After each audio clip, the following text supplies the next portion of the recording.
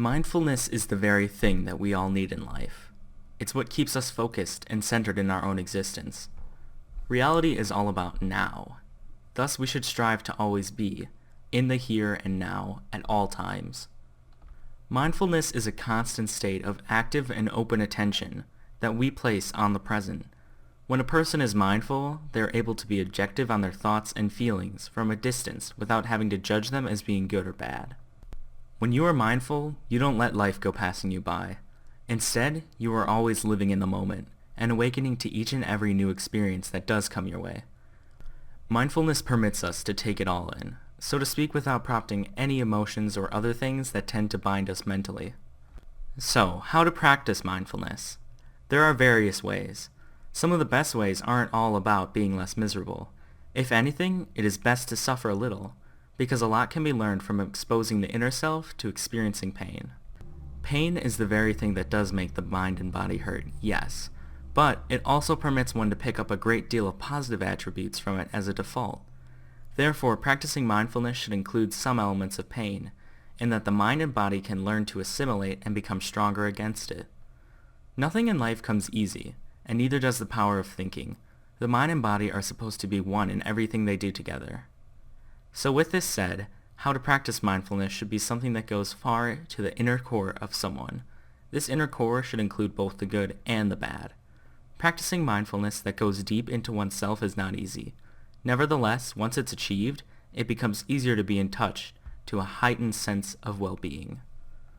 Here are 3 specific techniques that will be shared, and the one element they all have in common is to arouse some form of mindfulness encountered from pain or suffering, because it is this pain or suffering that will bring out the greater strength. The first technique is to light a candle, sitting on the floor in a dark room with no light. Sit before the candle with legs crossed and gaze only into the candle's flame. Focus on the candle's flame and think of an event that has brought about suffering or pain. Let the mind relive this incident in every way. Never take the eyes off the flame of the candle, as the mind goes back to remembering the specific pain and or suffering. Let the heart feel the pain and suffering once more. However, before any real emotions emerge, pull back from it and never lose sight of the candle. Breathe in and breathe out. Keep eyes on the candle and move back towards the present. Push the pain and suffering back. Permit the rush of the here and now to wash over the mind and body completely. Feel the strength that has been gained through this technique and the mindfulness that the reality of suffering and pain has brought. The second technique is to get a photo of someone deceased who is loved and missed a whole lot. Take this photo and put it somewhere in a reverent way and light the candle beside it. Get into a sitting position and focus on the photo of the departed loved one. Let the eyes roam back and forth, from the candle to the face in the photo. Focus the mind on the loved one who has passed, and let the mind go back in time to when this loved one was lost. Permit the mind and body to feel the suffering or pain of loss and also the grief. Access the sadness that was felt, but don't let it wash over the mind and body completely. Keep it at bay for a bit. Then, gradually, bring the mind and body back to the present. Keep the eyes fixated only on the image of the person's face in the photo. Let a smile come upon the lips. Then, turn the gaze to the candle and become the candle. Become like the flame. Be stalwart, steady, strong. Take 3 deep breaths and come back to the present. Feel the warmth of the candle wash over, instead of the rush of emptiness. The mindfulness, that strength, and of not being broken will be present.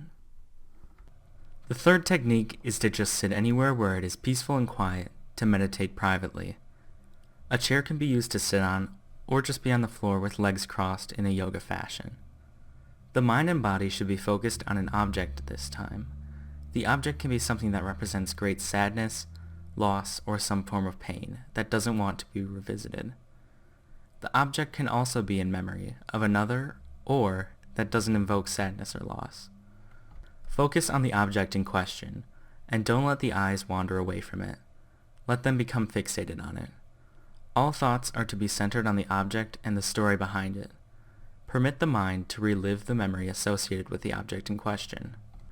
Let the painful images of a personal moment of suffering or pain of loss enter the mind. Relive the entire incident in the mind without allowing emotions to come into play. Just be an onlooker who is looking on and feeling nothing but numbness. Then, gradually, slowly, separate from the scene of suffering and sadness. Take 3 deep, cleansing breaths of air, in and out. Let the mind back away from the memory and be drawn back to consciousness. Keep the eyes still focused on the object and return to the present. Refuse to experience any emotions or feelings about what the mind has just experienced. Absorb the mindfulness and knowledge that the brain has just visited. Remain strong and steady. Experiencing suffering also does alleviate suffering. Let the mind partake. Within the self does indeed offer personal escape, if it made to be so, and this awakens a lot of inner self-awareness. When there is a great presence of mindfulness in the lives of people, they show up when needed at the most in their lives. They also show up and can be accounted for things that cannot be changed in life. Part of being human is being made to suffer loss and pain. It is a reality of living that cannot be escaped. Strength comes from knowing this and accepting it, even if it does hurt somewhere deep inside. By practicing mindfulness, anybody can channel their energy and strength and use them to live a more meaningful life.